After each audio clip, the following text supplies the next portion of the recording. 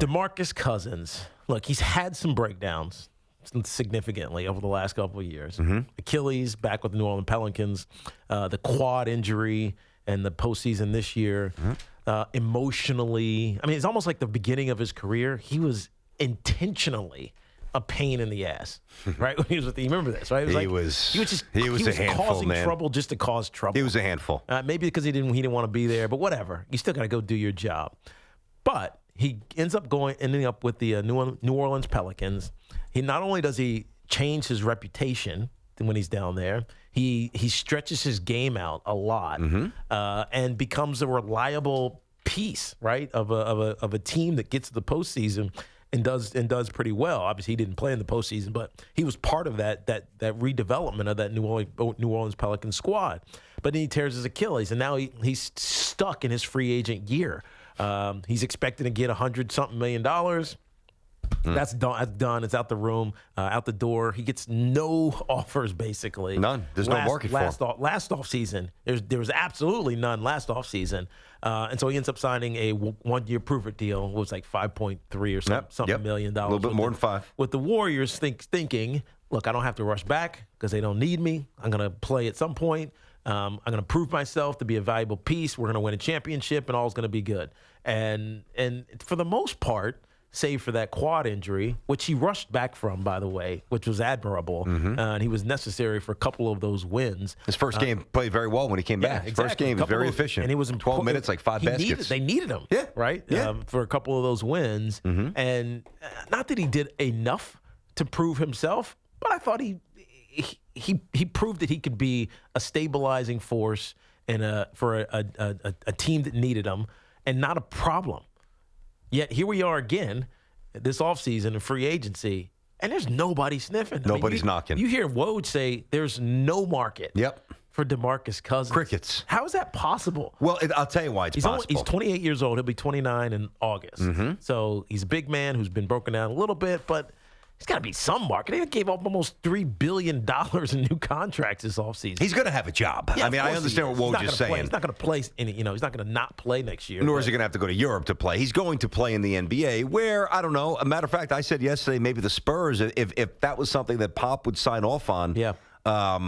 That would make some sense to me. Miami, I don't love what they're doing with Jimmy Butler, but you're going to need some other pieces there. Maybe Jimmy Butler and Cousins as a third or tertiary role. Maybe the Lakers see what happens with Kawhi. If they don't get Kawhi, or if they do get Kawhi, they got to fill out the roster. Maybe you throw him a couple of mil. Maybe he says, "I'll come and prove myself again."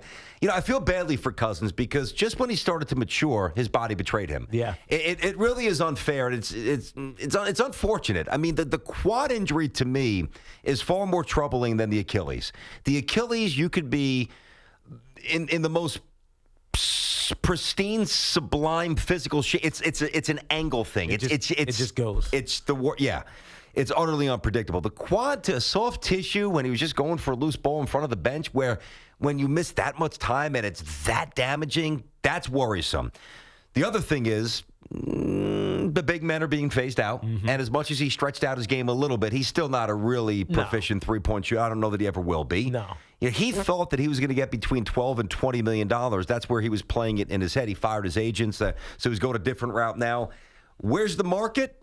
Hey, right now, as we sit here the day before 4th of July, he's a complete afterthought. And nobody really looks at him as a real asset. Isn't that a shame? Yeah, well, it is. Right? But because he had so much potential. Yeah. 3 years ago, despite his lack of maturity, he was going to get paid $100-something million and be a big man.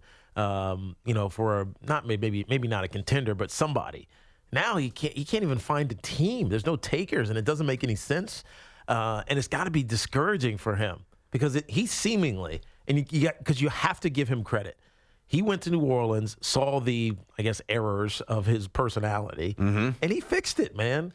And let me challenge you on that. I'm not saying he's not changing. I do believe he's evolving a little bit, but I want to challenge you in this sense. We say that he fixed it. We don't really know that because we don't see it. He's been rehabbing 70% of the time. We don't see him. Well, not in New Orleans. No, I'm talking about in Golden State. Yeah, in Golden State. He's never there. But in New Orleans, he was like the model citizen. It seemed like and Anthony Davis which may be why, as BT keeps alluding to, he could end up in Los Angeles. But why was he the model citizen? Because he was angling for the max.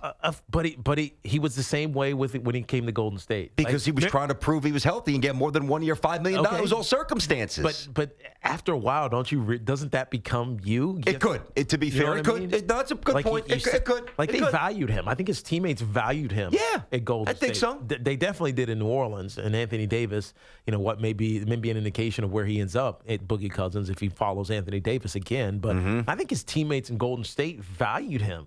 And so if you're a team that needs a big man who can shoot a little bit, I mean, hell, Marc Gasol gets out there and tries to shoot, or Robin Lopez now. Brooke Lopez now with the Bucks. Got $50-something million. $50-something million. High character guy, better 3-point shooter, no problems. True. Reliable personality. Cousins is younger, but more injury prone. But yes, younger.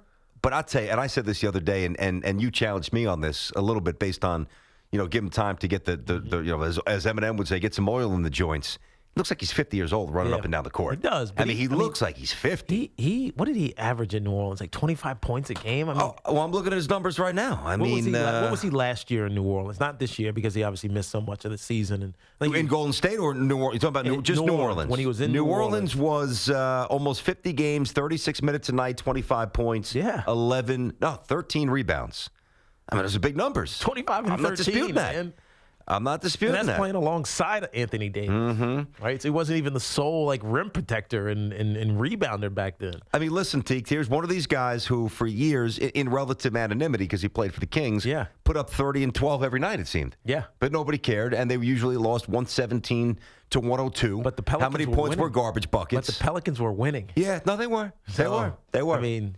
It's a tough one. I also think it's weird. It's like, would you want him on your team? That's the question. What team? For the Knicks or in general? Or anyone in but general. I need a specific team. Let's say you're Knicks. Would you want him on the Knicks right now? I actually tweeted probably about a week or so ago, said, if the Knicks swing and miss on Durant, I would be okay with Cousins on a 1-year prove-it deal because at some point, Knox and Barrett, and if they keep Neil Nikita and Mitchell Robinson and Dennis Smith, these guys need to play at least competitive games. And if Boogie gives them 17-9 and elevates them or helps out from 17 wins to 30-something and you're chasing the 8th seed, there's value there for young players. I hear you. I would have been okay with it.